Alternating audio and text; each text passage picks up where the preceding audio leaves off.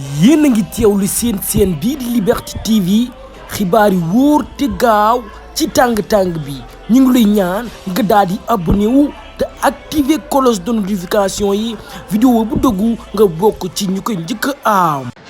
dal leen ak jàmm nag mbokk yi ba tey nag di leen xamal ni yéen a ngi safoo seen bii di Liberté TV comme leen ko waxee saa su nekk xibaar yi wóor te gaaw ci tàng-tàng bi bu nekkante nag yaa ngi soog a yem ci nu ay vidéo mën ngaa abonné te xam ne nag yegg si nga si seen bi lay jox ay actualité en temps réel. dal leen ak jàmm nag mbokk yi ab xibaar ngi nag ñëwal kii nga xam ne mooy Serigne Moustapha Niass Serigne Mara Niass moom nag dootul kenn ko xam te ni nekkul koo xam ne nag dañ koy présenté di kenn moom nag di Serigne Mara Niass nekk nag ab Serigne fii nag si sénégalais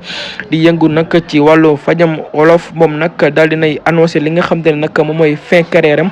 kon nag moom mi di Mara Niass daal jamono ji toll nii nag moom nee na mi ngi ci fin li nga xam te ni moom mooy fin carrière am maanaam instant toll nii nag yëg ci nag terminus bi nga xam te ni maanaam fi la war a daal di yem kon nag moom mi di Mara Niass daka daal di junj mais nag ba tey leeralul lan moo tax mu wax moom bi la mbir Mara Niass nag nekk sëriñ ba nga xam te ne nag bis ban jàppee ki nga xam te ni moom mooy Cheikh Bara Ndiaye ak ki nga xam ne Ousmane Sonko ba léegi nag à chaque fois mi ngi génn di def ay révélation ak ay addu jëmale ci moom le mbir moom mi nag di Mara Niass nekk na ku sonn lool ci kii di Cheikh Bara Ndiaye ak kii di Ousmane Sonko ginnaaw jàpp bi nga xam te ni jàpp na leen ko moom mi nag di Mara Niass moom nag daal dinay annoncé nag fin carrière am ba léegi nag moom mi di Mara Niass nag kenn xamul lan moo tax mu daal di wax moom loolu mbir moom nag nee na da daal di bàyyi li nga xam te nekk moom moo ci la nekk ndaxte nag instant bi toll nii fu mu waroon a yegg nag sës na fa rëkk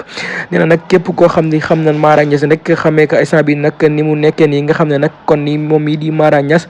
jamono ji toll nag mi ngi ci fin carrière am ginnaaw nag moom bii di Mara Niass nag ba daal di tëj jàppee ki nga xam ne ni mooy xaritam boobu di Cheikh Bara Ndiaye ak ki nga xam te ni mooy Ousmane Sonko boobu ba léegi nag amatul benn jàmm amatul benn nag ak sago ci nga xam te ni moom lay def kon nag moom mi di Mara Niass yaakaar naa ni jàpp boobu nga xam ne ni jàpp nañ ko ay ñaari ñooñam yooyu loolu daal yaakaar naa métti na ko lool kon nag moom mi di Mara Niass daal annoncé na fin carrière am